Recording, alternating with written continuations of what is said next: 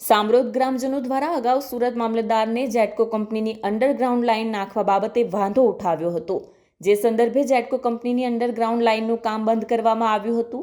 ત્યારબાદ તારીખ 31/1/2025ના રોજ જેટકો કંપનીની અંડરગ્રાઉન્ડ લાઇન તરાજથી સામરોદ રોડ ઉપર ફરી ખોદકામ શરૂ કરાયું છે, જે બાબતે જેટકો કંપનીએ સામરોદ ગ્રામ પંચાયત, ગ્રામજનો તેમજ લાઇન પાસ થતાના આજુબાજુના ખેડૂતોને જાણ કરી નથી, તેમજ તેઓ સચિન પોલીસને સાથે રાખી ગેરકાયદેસર રીતે ખોદકામ કરવામાં આવી રહ્યાના આરોપો સાથે ગ્રામજનો ફરી કંપની સામે વાંધો ઉઠાવી તાત્કાલિક જેટકો કંપનીની અંડરગ્રાઉન્ડ લાઇનનું કામ બંધ કરાવવા રજૂઆત કરી છે। જી, આપનું નામ અને શું સમસ્યા થઈ રહી છે ગામજનોને? મારું નામ ઉમર છે, હું સામરોદ ગામનો રહેવાસી છું ને અમારી આ મેટર છે જેટકોવાલા સાથે છે। જેટકોવાલાનું સબ ડિવિઝન ઇટાળવા ગામે છે, જે રોંગટા ઇન્ડસ્ટ્રીયલ અંદરમાં લાગે છે। એ લોકો અનલીગલ જમીનમાંથી ઇલેક્ટ્રિસિટી કેબલ લઈ જાય છે પોપડા ગામમાં ને ખેડૂતોને ધમકાવે છે કે અમે પોલીસ પ્રોટેક્શનથી અમે તમારા ગામમાંથી લાઈન લઈ જઈશું। તો મેં એ લોકોને કીધું પોલીસ પ્રોટેક્શનની શું જરૂર છે? અગર તમારા પાસે લીગલ પ્રોસેસ હોય તો અમને ખોદાવા દેવામાં વાંધો નથી। 6 મહિના સુધી અમારા પર પોલીસ સ્ટેશનમાંથી ફોન આવ્યા, પછી અમે ગયા મહિનામાં જઈને અમે અમારા પર અરજી કરી, એનો જવાબ અમે આપી દીધો છે, એને અમારા પાસે કોપી બી છે। હવે પાછા એ લોકો ગઈકાલે સરપંચને ફોન કરીને એમ કહે છે કે અમે પોલીસ પ્રોટેક્શનથી ખોદાઈ દઈશું। તો અમે એને કીધું કે સરકારી કોઈ પરિપર્તક છે તમારા પાસે કે જે જમીનના અંદરમાંથી તમે ઇલેક્ટ્રિસિટી લઈ જઈ શકો? ત્યારે એ લોકો ખામોશ થઈ જાય છે। તો અમે મામલતદારને એવો સવાલ કર્યો કે અમારું કામ વરસાદમાં અગર અકસ્માત થાય તો તમે તમારા લેટર પેડ પર લખીને આપો તો અમને વાંધો નથી, એટલે અમે એની જવાબદારી કેવી ના લઈ શકે? તો મેં કીધું સાહેબ, અગર આ લોકો અનલીગલ લઈ જશે તો અમે હાઈકોર્ટમાં જશું ને અમે વકીલની ગાઈડલાઇનથી કામ કરશું। આ લોકોને અહીંયાથી લઈને હા સરકારી જગ્યા જ્યાં આવશે એને અમે હેલ્પ કરશું ને એની મદદ બી કરશું।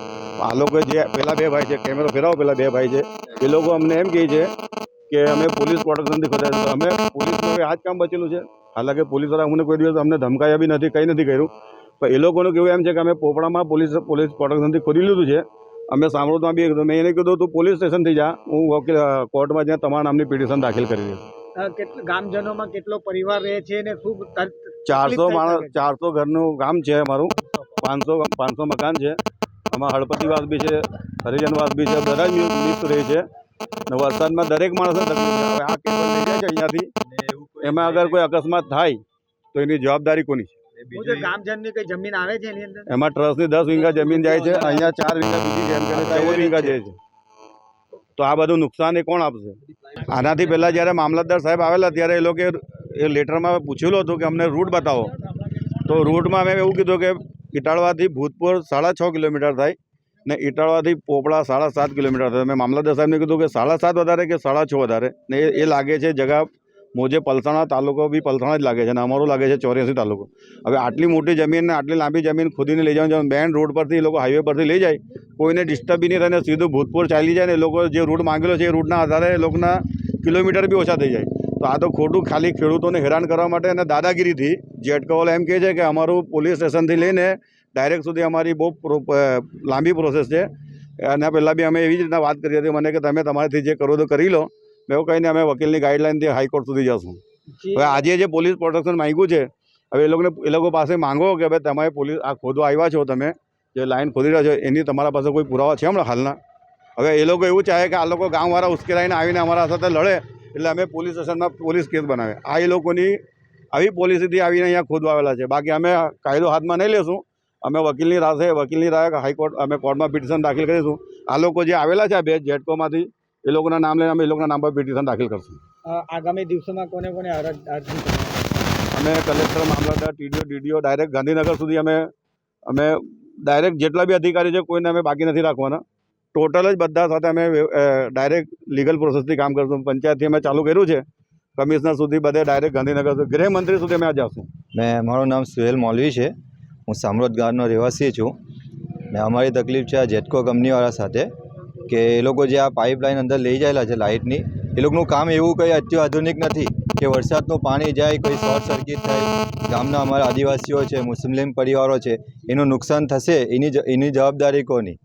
ને આગળ એ લોકો જે પુલ પાસેથી લઈ જાય છે તો પુલ પાસે બી એ લોકો કેવી રીતે લઈ જવાના? ત્યાં તો ચોમાસાના અંદર એટલીસ્ટ 40 થી 45 ફૂટ પાણી આવે છે, તો એ લોકો પાસે એવી કોઈ સિસ્ટમ નથી જે અમને એવું લાગે કે આગળ જતાં કોઈ મોટા અકસ્માતો થઈ શકે। ને આ અમારી સંસ્થાઓની જગ્યાઓમાંથી એ લોકો લઈ જવાના ને અહીંયા પ્રાઇવેટ જગ્યાથી ખોદી રહ્યા છે લોકો। જે જેટકો દ્વારા જે લાઈન લઈ જવામાં આવી રહી છે Okay. તેના માટે ગામજનોને શું સમસ્યા થઈ શકે છે? એ સમસ્યા કહું કે એનાથી એ લોકો પાસે એક તો પૂરતા કાગળિયા નથી, બરાબર છે. બીજું કે જે આ લાઈનો જઈ રહેલી છે એ લોકો એવું પુરાણ તમે જો આગળ ખોદ્યું છે, ખાલી ખોદીને એ લોકો મૂકી જ દે છે કેબલ, બરાબર. હવે એક કેબલમાં અંદર કતરાઈ ગયો, શોર્ટ સર્કિટ થયા, કોઈ આદિવાસી ગુજરી કોઈને અકસ્માત થાય ને અમારે ત્યાં વરસાદના વિડીયો બી છે અમારી પાસે, કેટલું પાણી આવે છે. એની સામે શું એ લોકો પ્રોટેક્શન આપવાના છે? ને એ લોકોને કંઈ પણ પૂછો, બરાબર, એ લોકો પાસે એવો કોઈ જવાબ નથી આનો કે આપણે એને કોઈ આગળ એ કરી શકીએ એમ. હા, જાનનું જોખમની જવાબદારી એ લોકો લેવા તૈયાર નથી. મામલતદાર સાહેબને બી અમે આપ્યું છે, અને આજે પણ અરજી અમે રેડી કરીને આપી છે. આવતીકાલે એ લોકો પોલીસ પ્રોટેક્શન સાથે આવ્યા છે, તો અમે એ કમિશનર ઓફિસે આપીશું, જિલ્લા સેવા સદનમાં આપીશું, મામલતદાર કલેક્ટર બધાને આપી છે આવતીકાલે આવેદન કે એકવાર બંધ થઈ ગયું. આ લોકો પાસે આજની ડેટના બી જે કાગળિયા છે ને 2023ના છે, ને આપણે 2025માં છે, 24માં આ બંધ થઈ ગયું હતું, છતાં આજે આ લોકો પાછા ખોદી રહ્યા છે.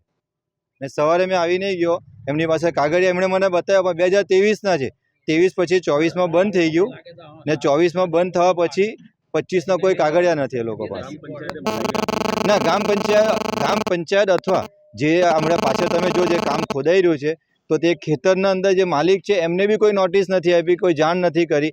ખાલી સરપંચને એવું ફોન કરીને કહી દીધું છે કે આવતીકાલે અમે પોલીસ પ્રોટેક્શન સાથે ગામમાં ખોદવા આવી રહેલા છે. તો સરપંચ આજે કશે પ્રસંગ માટે બહાર છે, એટલે સરપંચે સવારે 11 વાગે ગામમાં જાણ કરી છે કે આજે જેટકોવાળા ખોદવા આવી રહેલા છે, અને એની અમે આજે વિરોધ કરી રહ્યા છે.